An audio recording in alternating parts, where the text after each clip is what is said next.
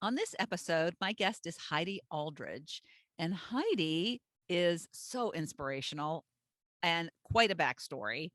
She is 48 and she is a mom, a grandma, and a podcaster. She does other things as well, but she has an incredible story of when she was a child. And we don't even really get into that until the latter part. So you got to stick with this episode to get to the juicy stuff. But I got emotional listening to it. I don't often do that, but my eyes welled up with tears, and I know she got emotional. But it's an incredible story of survival, really, and dealing with suicide. And so she is the most positive person. She has come a long way, and she's had some struggles that she's pulled herself out of.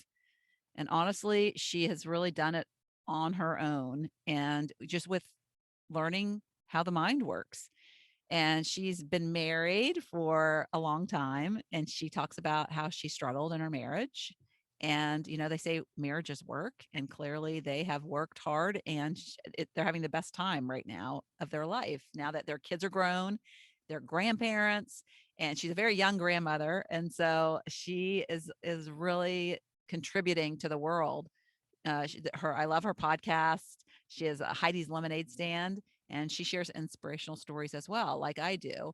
So I hope you enjoy this episode as much as I enjoyed interviewing her and hearing her many, many great tidbits and how she got through the hardships in her life. And some of her, like at the very end, she's very, very inspirational tip at the very end. So I hope you enjoy it. Welcome to another episode of Not Your Average Lives. And today I have with me Heidi Alldredge. And Heidi, she actually reached out to me to be on her podcast. And so we had such a great conversation that I invited her to be on my podcast. She has a podcast called Heidi's Lemonade Stand, and it's AID instead of ADE, which I love because I always love play on words. And I was told by my mother from a very young age, oh, you got to make some lemonade out of those lemons. And she did too. And so that theme has kind of been a big part of my life. So I also really resonated with her on that. But she, describe her, because I asked my guests to describe themselves. Heidi says she's a wife, mother, grandmother, aunt, friend, caregiver, hot chocolate bomb maker, which we'll have to figure out what that means, motivational speaker, teacher, and podcaster. And she also put in parentheses that she's still deciding what she wants to be when she grows up. So welcome. Welcome to Thank the, you. yes. I am so excited to be here and thank you. It's such an honor to talk to you today. Thank you. Thank Yes. you. Yes, I know we'll have fun. So I love that you said that you are still trying to figure out what you want to be when you grow up, because I think there's a lot of people feel that way. And Absolutely. and so I think it's just like, speak to that journey. I mean, we like I, people always want the thing they don't have, and they see the end point and then it overwhelms them, instead of like realizing, just take a step and you'll enter this amazing world that is Yes. magical. Yes. And it's the journey. And so I love that, like, you're doing all these things, but you still see yourself as it's unfolding for me. Absolutely. There's still Yeah. so much more I can figure out and do. Yeah. Absolutely.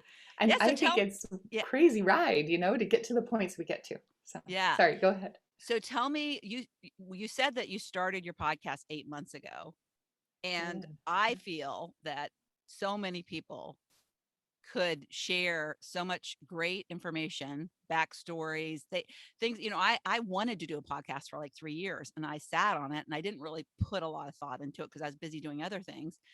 But one day the light bulb went on, and I was just like, I want to share inspirational stories of people who at midlife pivot and like decide to do something different. And because I Absolutely. think so many people get stuck, and once they see an example, but everybody, and so that was like my idea. But everybody has an idea. Everybody has something that in their past is a story that and they can find people that are similar, and they can share that. And podcasting is so easy for me because it's just a conversation. Yes. So what led you 8 months ago to start your podcast? Oh, I'm so glad you asked that because it actually goes back to like 22 years ago, which is crazy, but it's just exactly like what you're saying, where we kind of have that in us. And when are we finally going to do what we want to do? But back 22 years ago, I was dealing with some very bad thoughts. I was going through infertility and had a friend tell me that she didn't want to hang around with me anymore because I was too negative to be with.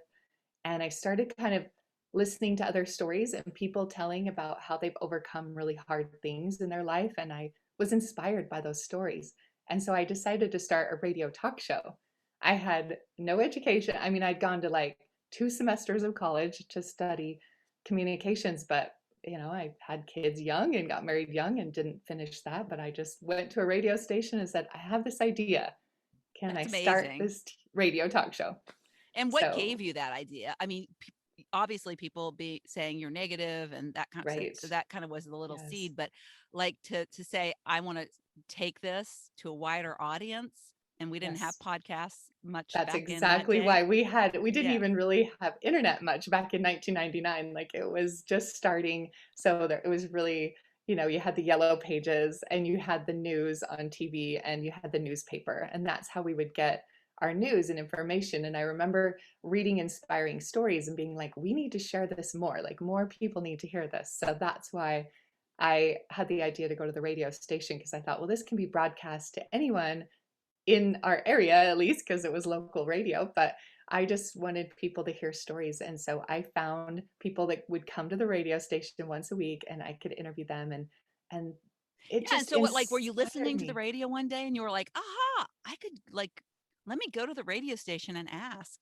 How did that? They had talk radio was popular. Dr. Laura was a big thing back Yes. then, and Yes. so and then there was Oprah on TV. And so between Oprah and Dr. Laura, I'm like, I can do this. Yeah, there was a Dr. Laura that did sex talk. Like she was Oh, Dr. Laura Berman. And when I was dating my husband, we were 2 hours apart. And so I would drive down right during her radio oh. show.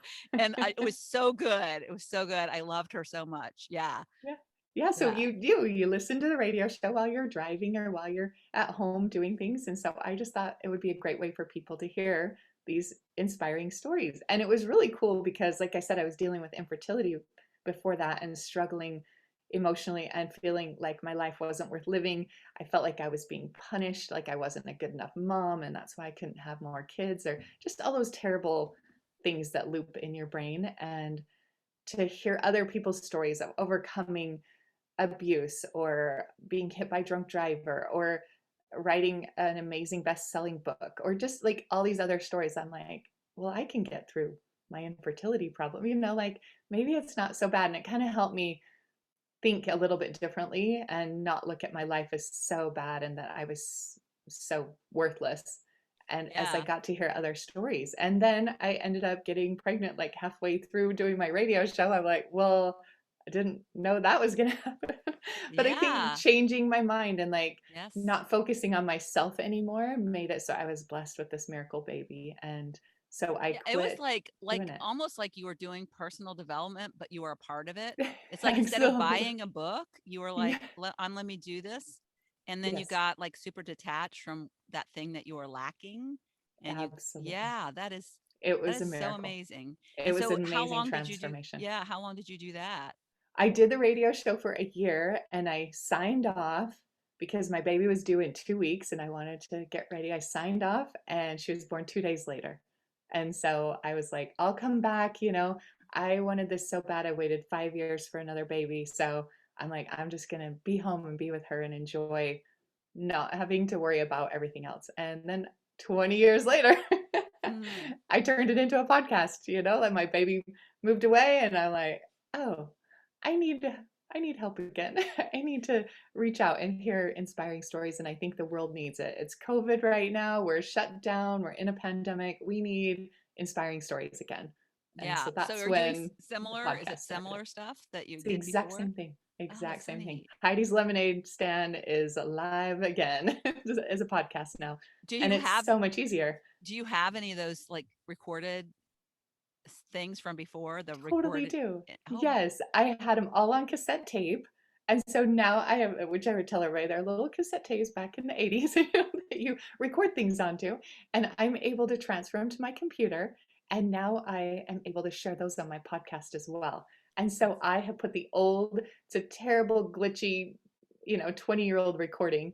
And then I've actually reached out to those people that I interviewed 20 years ago and have a little update. How's the 20 years been? And so some of my podcast interviews, in fact, I just did one yesterday of someone that I interviewed 21 years ago, and just to see how life is now. And so it has been so fun. So I have new people, I have old shows from 20 years ago, and then I have the update shows. So I have a That's whole variety. incredible. That is It's so incredible. fun. You can interview me again in 20 years. Okay, that's what I always tell people. I'm like, I'll Yeah. catch you again in 20 years. Yeah, that's awesome. Then my grandkids will be grown and I'll be a great grandma by then. And that blows my mind. So, yes, I think it would be awesome. I Yeah. hope to keep doing it for a long time, but it has literally changed my life and been an absolute lifesaver to me to think outside myself and talk to other people and meet them and be inspired by amazing things people accomplish.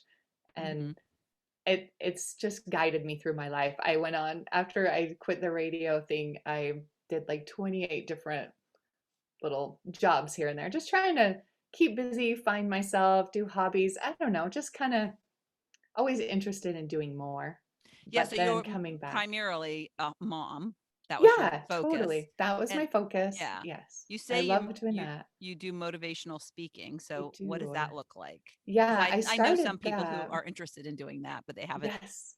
done it yet. And COVID, of Yes. course, You just got to do it. makes it I know. hard. And COVID, of course. So I started back in 2011. I was trained by my Marcy Shimoff, and she was the person who helped with The Secret. The Secret came out, Mm. back then. And I was so inspired by all of that. And again, that changing the thinking, And so I started my radio show in 99. And then here it was 2010. And it was just a good refresher of like, the secret and our thoughts and the powers we have. And I had started kind of getting in a little slump again in that mom grind. And so I did this training with her and just learned so many amazing, inspiring things and a way to think better and attract things and let the universe be your buddy instead of against you. And it just, oh, it was so eye-opening. And so I started doing motivational speaking with that, trying to just encourage audiences.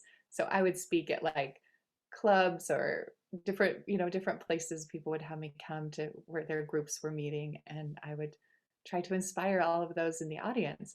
And then, COVID. So I haven't been able to speak for a year and a half, but I was able to speak this last weekend at a girls' camp up in the mountains. It was amazing. And I was Oh, like, that's this neat. feels so good to get back in front of a group again, be Now, how do you do outside. that? Do you just reach out to an organization? People usually hear about me. When I first started doing it, I did it for free, which of course is the way to do it. You just invite your family and friends, everybody come listen to me, which is kind of scary to do that because they know you and they know too much about you and they don't necessarily respect you or redeem you as this motivational Authority. speaker. Yeah, yeah. Exactly. And I'm like, oh, just come and try, just come and pretend you care, come and be my Clap. audience so I can Clap practice. really Yes. loud. Yeah. Just let me practice. And so that's how it came across. It's like, let me practice. Just come and listen. And they were all like, oh, wow, you really have a gift for this, or you're really good at this. And I learned so much. And thank you for teaching. And so then it just kind of goes from there. Then it's like, well, I have this group that I'm over. Why don't you come speak to us? Or I have this group that I work with. Come speak at my business. And I'm like, okay. And so it just went from there. And it was awesome experiences. And you feed off every different audience. And it would a lot of the times be the same messages, but I try to be really in tune to any thoughts that come to me while I'm speaking. Yeah, And so intuitive. I'll Yeah. prepare my thoughts and then I get up there and all of a sudden I'm saying something else. But then I have people come up to me after and just hugging me and crying and like, that's exactly what I needed to hear. And I just say, well, it wasn't me, it was That is this higher power that that was telling me what you needed to hear. So that is amazing. it's I been know wonderful. people do that too, and I know that it reduces the fear Yeah, because when you and it's such a mental game with public speaking, right. and so many people get themselves all caught up because they're so worried about what people are going to think about them. But when they realize that they are there and they're this conduit, Yes. and they Yeah. pay attention to the like what's coming intuitively and can switch it up. And I do think that takes a little bit of a practice because, when you start out, everybody's going to be nervous. But I think It's it's real. scary, Yeah. but at the same time, what I've decided to do, and you can think about this, is when you're excited and when you're nervous, it's the same feelings. When you're excited, you get sweaty and your tummy gets, and you're just like, "Ooh, I'm so excited." When you get nervous, you're sweaty, your tummy gets all twisted up, and you're like, "I'm so nervous." So it's what we tell ourselves. So instead of saying, "Oh my gosh, I'm so nervous and I'm so scared and I don't want to get up there in front of these people and they're going to think," and it's like, "I'm excited." So you just turn that, it's the same feeling, and you just turn it into, "I'm excited. I want to do this. I have a message. These people are going to love this." And it just changes your mindset and makes it so much better to get through. Then instead of telling yourself, "I'm nervous," tell yourself you're excited and it'll totally change. It's a really Yeah. cool power you have. Yeah, it's funny because when I was a vice president at AOL, I had to get up in front of people, like 200 people in our organization, and give a talk, and I would get really nervous, and I would feel very uncomfortable. And then I remember once I started speaking in front of like what I was passionate about, and I wasn't really passionate about that. I was skilled, right? And so I got Okay. promoted because I was skilled, not because I was really passionate about it. I was just like, I'm bringing home the bacon, and I want to raise, I want to do a good job, but it wasn't that like soul deep like passion. Right. And I think that people sense that, right? And so Right. if you are super passionate, and then I remember fast forward when I had to do a presentation in front of a Beachbody crowd, when I was a Beachbody coach. And I remember I also practice it, even though I didn't Right. like get in front of a mirror and practice it, but I was in the car and I was like, I was going Yep. through everything I was going to say through the car repeatedly. Yep. Number one, because I was so passionate about it, I took the time to practice.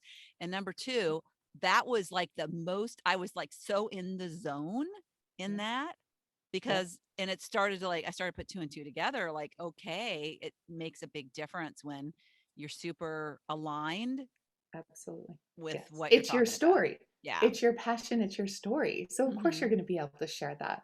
And Yeah. sometimes you could even picture as you're just telling your best friend the Yeah. story, if that helps you get past the crowd part of it. But a lot of it is our own ego and getting over ourselves too, of just being like, who cares? Those people are all glad it's not them up on the stage. So they're not going to judge you and be like, "Oh, this is super stupid," because it's like, well, let's see you do any better, Yeah. And so just, it's your own personal story and it's your passion, and you're going to get up there and they're going to feel that and they're going to be taken in by that. So Yeah. if you're thinking of doing public speaking, just find what you get excited about. Yes. And it's excited, not nervous. And then Yeah. just get up there and start with a few people. Ask a couple of Mhm. friends to listen to you and just start with something. Yeah, I like Um, that.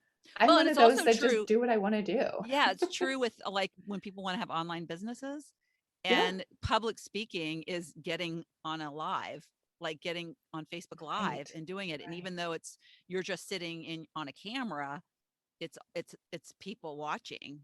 And yeah, so Absolutely. that it Yes. applies to that kind of vehicle for, I think, public speaking as well. Right. Yeah. Right. We just get into our own head and we hold ourselves back by our own thoughts about stuff. And so Hmm. if we can think better thoughts about it, then it's going to change everything. And I'm one of those is like, if I have an idea, and I have friends tease me now because it's like literally like, "What are you up to now?" is like the opening question every time. I haven't seen anybody in 6 months. "Oh, what are you up to now?"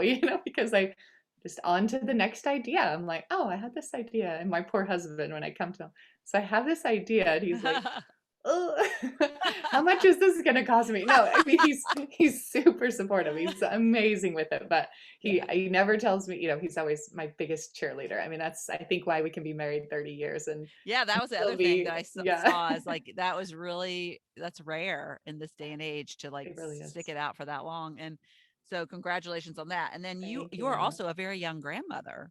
So you're Yes, at 48, and I yes. think you said the oldest is 28.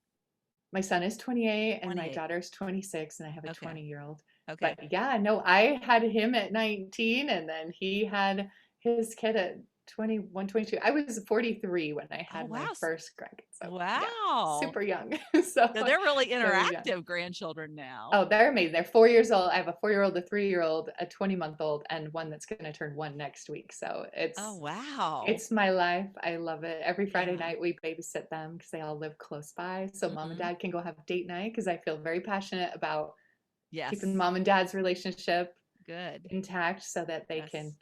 raise these kids. So we support them, That's if great. they And need what do we do on overnight or Friday night? Nothing.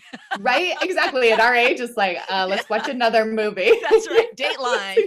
that's exactly what we do. So we're like, this is way more fun. We get pizza, we have the kids over, we go on walks and run Yeah. around the house and play. And sometimes we even put them to bed for a couple hours before their parents come. And I'm like, just stay out, go have fun. Oh, And that's great. so My it's my I been never had help. amazing. I never have See, help, we and I didn't either. yeah, Yeah, my we didn't kids don't either. live close, but I do. I love seeing them, and I love if they did live close, I'd probably help them too much, but it's probably a See, good thing they don't live too close. that is the Yeah, problem. yeah.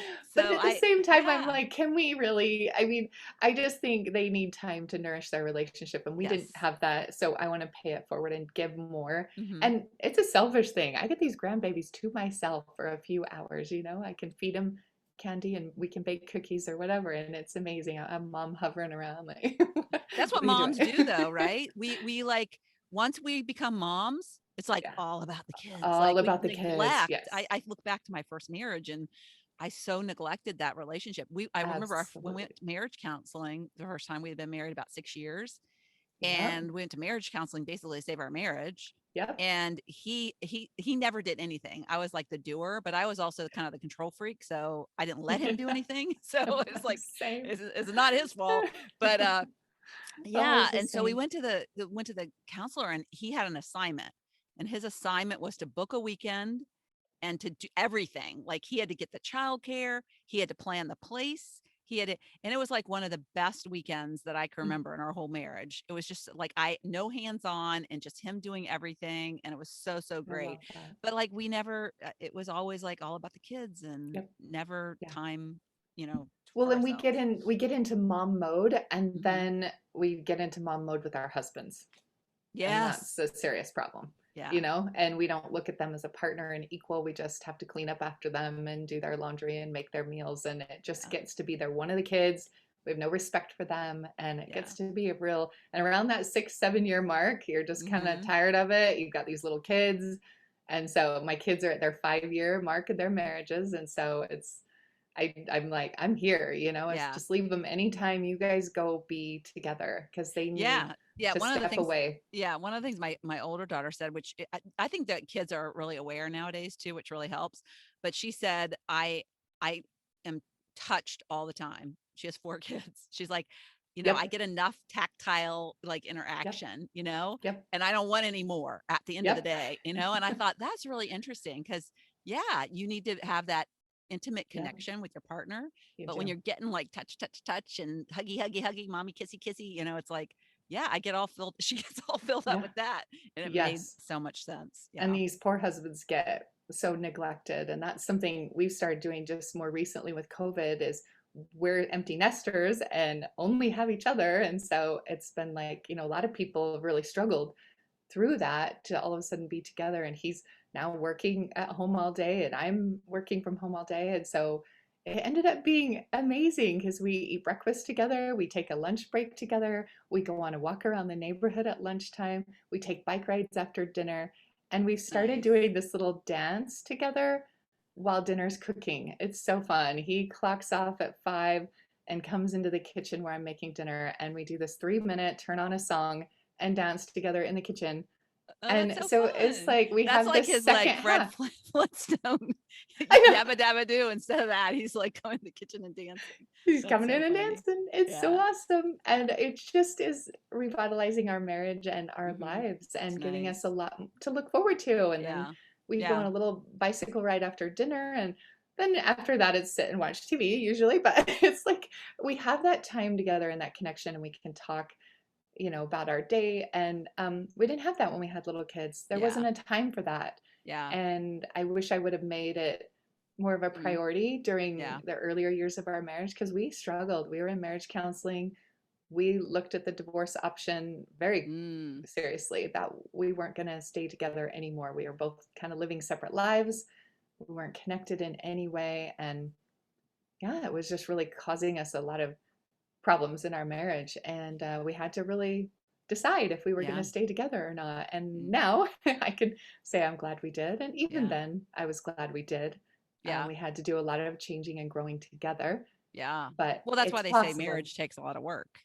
That's why And they say yeah, that. that's It why they say is. that. But I think counseling is super important. And a lot of us Yes. think, oh, we don't need that, or that won't help Mm, me or whatever. yeah. But it does. It Yeah. helps, I and you think need with that. counseling though, it's like good to have that third party because it's so easy to get caught up into like Yep. blame The circle. and Yep. yeah, Yep. and instead of looking like there's this different perspective Exactly. that really helps. Oh, I So love one of the that. things, you have quite a backstory, and so I would love to I touch on do. that a little bit because you're very positive. You come across very happy, like Now. big smiles. And lemonade. I mean, like, why is it AID? There must be something Oh, like you need yes. first aid or Yes. something. Yep, Um, that's exactly it. yeah, Band-Aid. It's yeah. just, for me, it was, with the lemonade stand, I was taking lemons and making lemonade, and you think of a sweet drink, and that's awesome. But there's also the Band-Aid part where you can go to get fixed. And so Mm, I felt like the lemonade stand was where you can go to get that fix. You can go to learn to elevate your thinking, or you can learn to stop being so all about yourself. And so that's why I kind of named it the lemonade stand, because it's a place to go and get fixed. You get your lemonade drink, your sweet drink. It can get filled up in all that sweetness, but you can also hopefully get inspired to kind of yeah, help your and life. so you have a Yeah, background have a that's past for sure. Yes. pretty like It's not super happy. No, yeah. I struggled a lot. We moved around 28 times before I was 18, before I graduated high school. So we moved around a lot as a family. I'm the oldest and only girl with four younger brothers.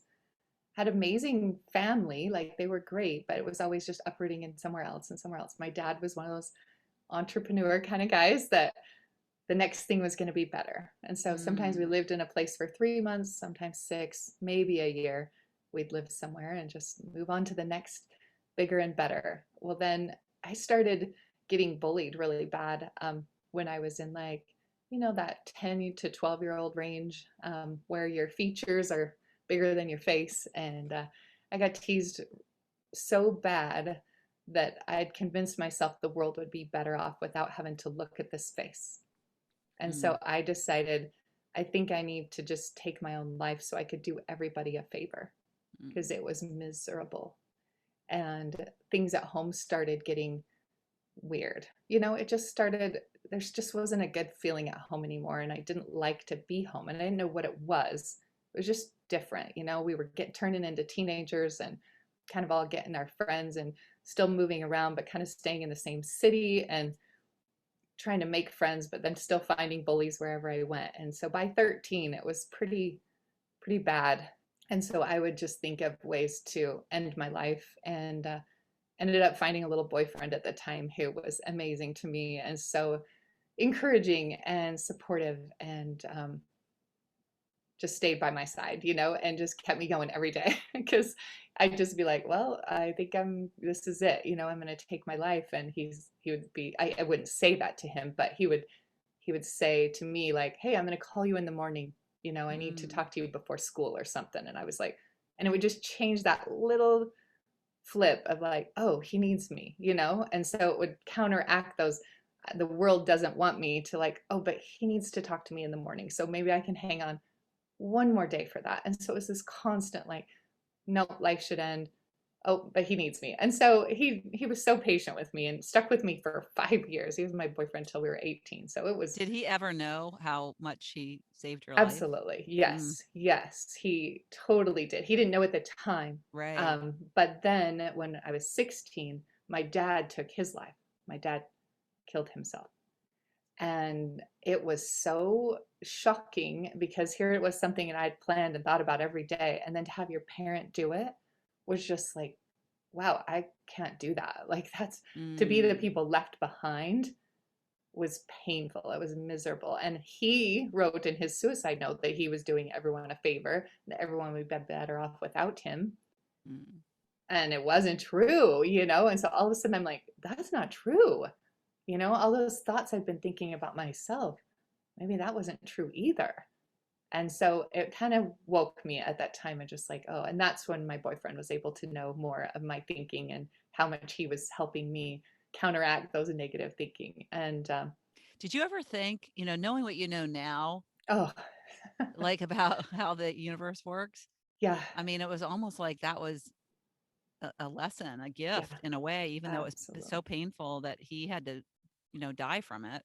Exactly. Yes, definitely. You wouldn't want to die to snap your kids out of death, Mhm. but at the same time, I had to learn from that. And I was But so the fact that he grateful. wrote a note that Yeah, was the exact same thing you were thinking. exactly. And it Yes. was like, Just, honey, I'm going to go and yeah. to leave you this message. It's like, Yes. oh, That you'll be better off without me. And I'm like, wow, he's yeah. missed everything. He's missed my graduation, my Mm-hmm. husband, my kids. He's missed it all because he thought Yeah. the world was better off without him too. And so it Yeah. And it here you wakes you up. probably were like, damn, dad, you're dragging us everywhere and it's ruining my life, Yeah. and then he's gone. And it's And he's like, gone.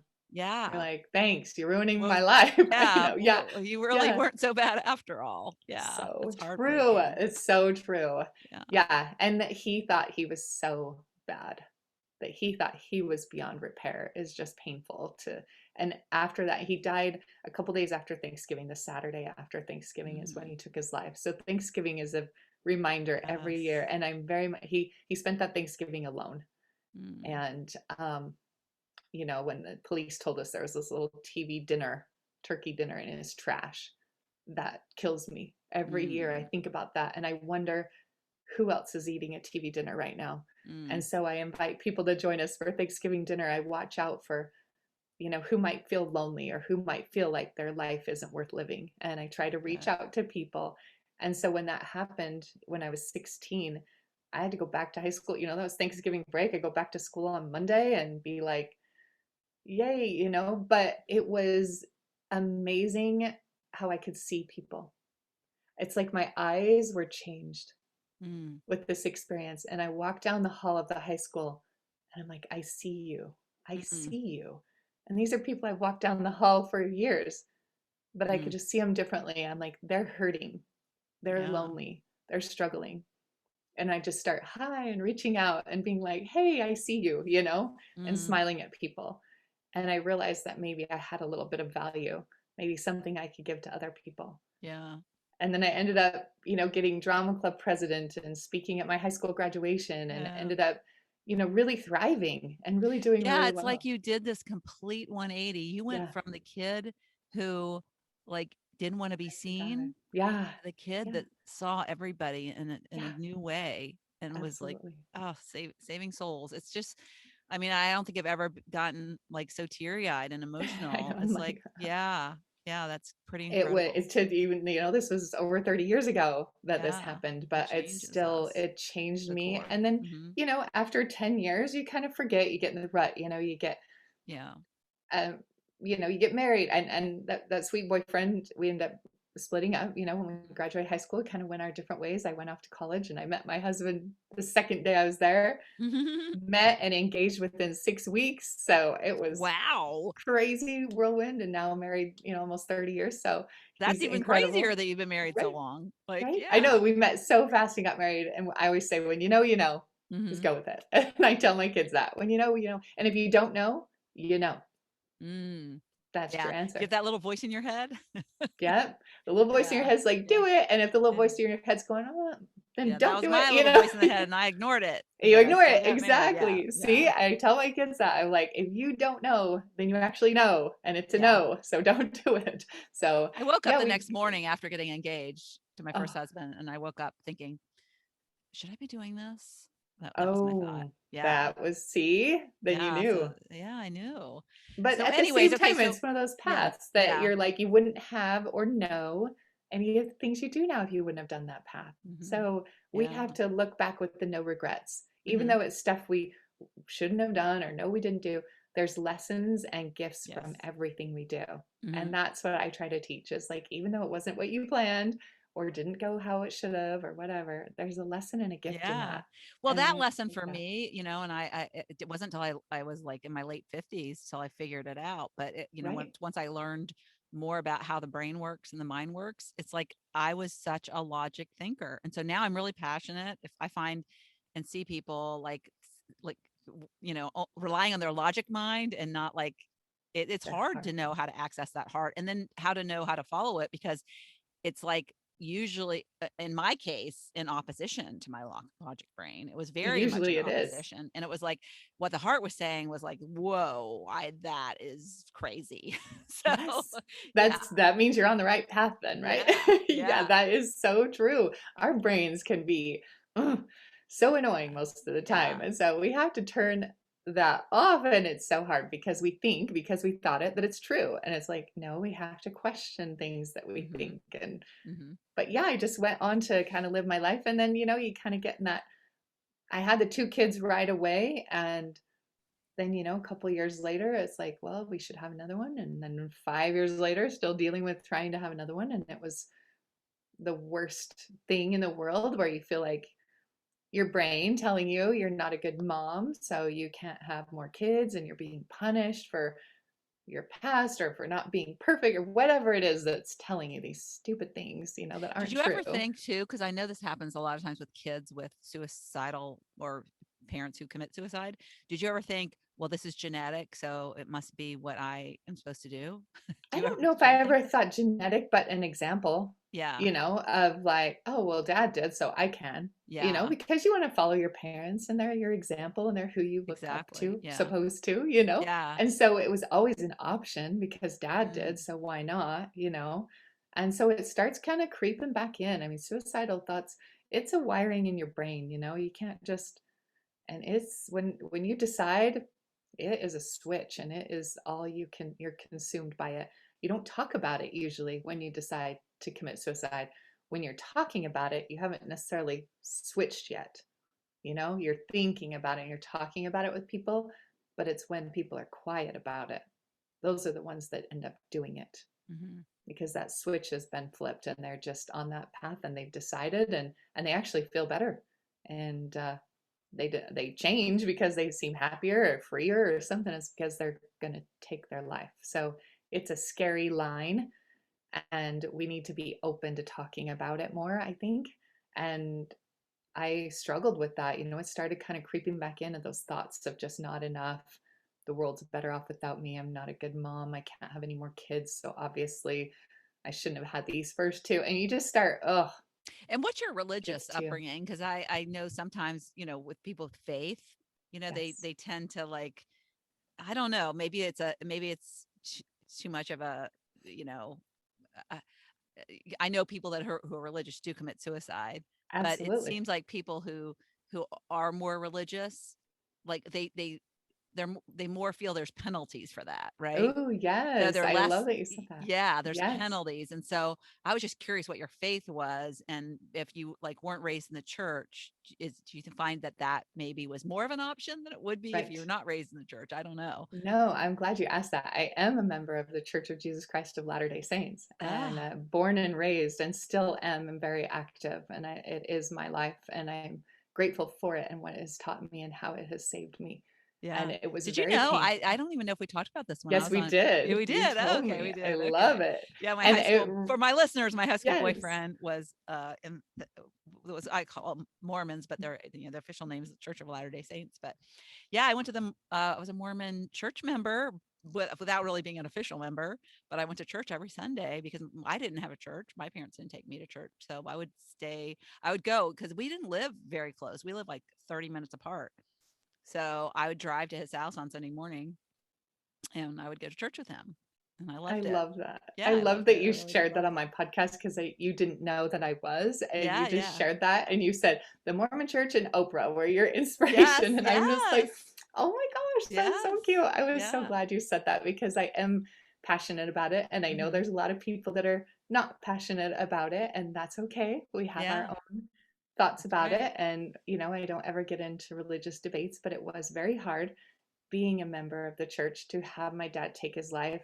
And there Yes. was very much that, well, now he's going to hell because he committed murder, which is, you know, a punishment. But I Mhm. just knew, I couldn't, you know, nobody ever said that, but that was the you know, that was the thought, right? That that was going to be And his did that fate. was that a factor too? Do you think because you had your faith that that was Well, you know what? helpful? I think my faith was helpful to keep me going, Yeah. actually. Not necessarily, oh, you're going to burn in hell if you take your life. I didn't really, that actually wasn't really much of a thought because I kind of thought, You don't well, that's better than living this life, right? yeah, Some you don't days care, yeah. you don't care. When you get to that point, you just don't care. But what happened was I read an article from one of an apostles that said that when you take your own life, you're actually not in your right thinking and you won't be judged on Mm. that.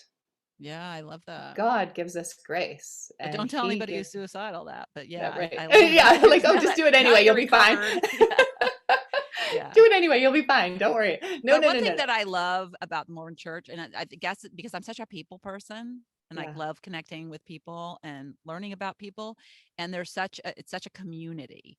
it is such a community. I love Such a it. supportive community, and there's a Yes. lot of extracurricular activities. Yes. Yes. I And love so that. I think for me, it was like, you know, this connection that, and I can see how you're held up by this community of Absolutely. people who Absolutely. People rally support around you. you and they Yeah. support you. And it's amazing the things you can learn and the experiences you can have and the inspiration you can get and the faith of other people who have shared similar experiences and they Hmm. just uplift you and it's Yeah. amazing. I'm so Yeah. And it's grateful funny for it. because I mean, I'm sure other religions are like that. I know a lot of people get a lot out of their church community. So it's not just Absolutely. that, but that was my only exposure because Right. I didn't have it anywhere else.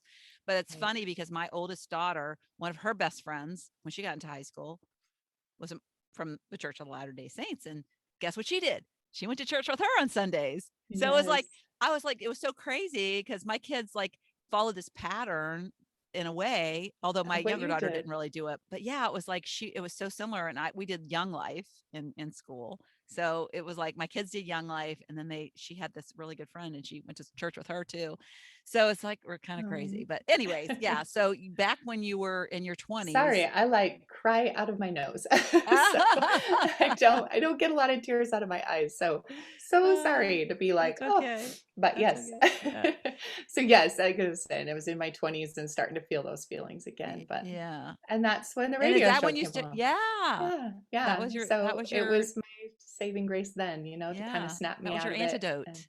it That's really was. It just anything that can get you thinking past yourself mhm. is going to help. And Yeah. we're very blessed as we have communities and have friends and neighbors and family. Anything that can get us outside of our own heads and outside of our own problems that we're dealing with is going to be inspiring to us. So Yeah, so I have a super couple grateful for questions that. as we wrap up. So number 1 would be like, what's your next thing? So you said you're still Oh, trying to figure out, but I would love to know what your yeah. next thing is. It seems like you would be a good author. Like there should be a Oh, book inside of you. that is Do you have a so book funny. plan? That's so funny that you'd say that because I don't really think about it, but people ask me all the time. They're like, "You got to write a book. You got to." And my friend called me the other day, and I have a little sticky note on my computer because he's like, "Here's the title of your book. It's How to Be What You Really Want to Be by Doing What You Really Want to Do." He's like, "That's your title."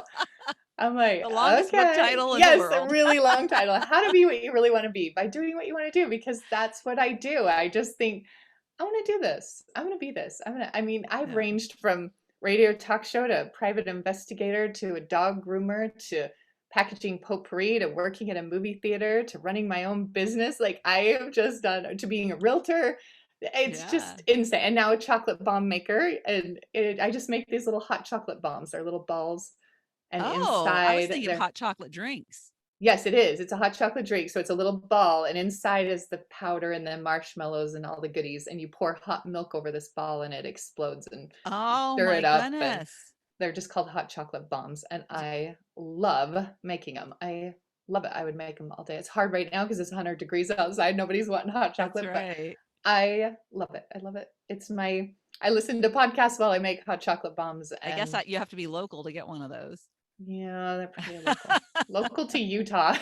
Darn it, sorry. Next So, time I'm in your area, I've been to okay, Utah like 3 times, so okay, maybe come get a yeah, hot chocolate bomb from me. yeah. There's a couple of pharmacies that sell them in their Oh, pharmacy from me, so it's oh, been that's really fun cool. to stock them up with their hot They chocolate sound bombs. delicious. They're Um, amazing. I have 12 different flavors, so oh, it's yeah, it's super fun.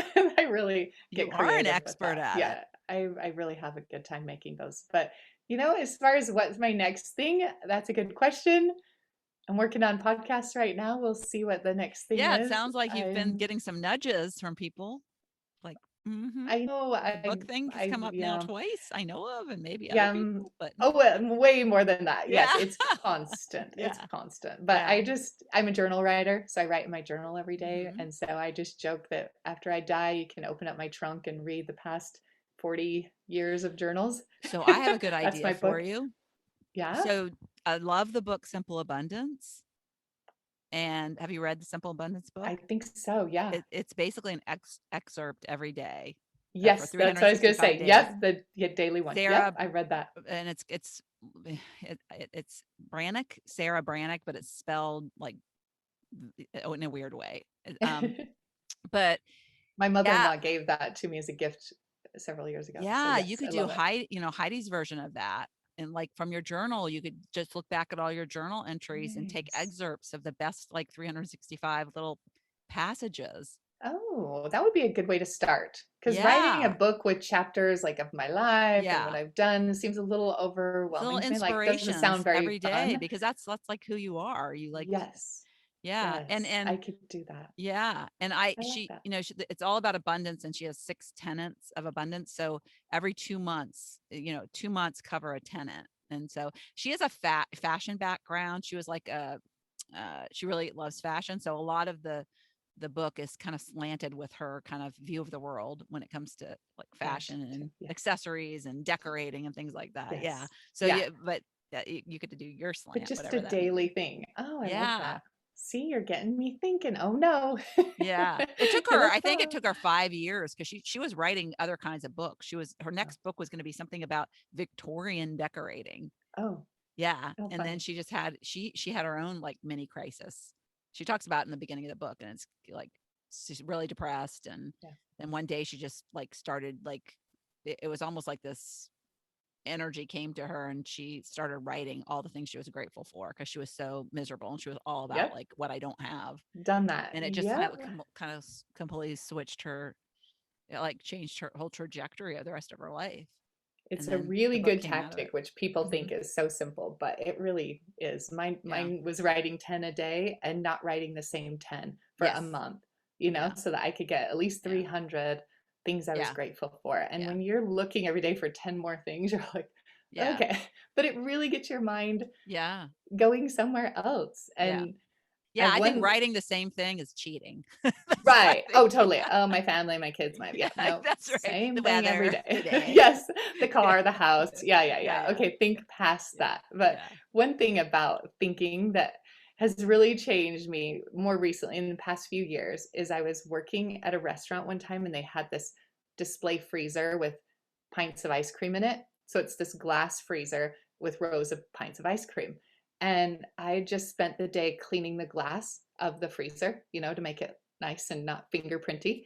And my coworker had just lined up all the pints of ice cream. So they're all like stocked and facing forward and looked nice. And then the owner walks in and he says, "Wow, what a perfect freezer."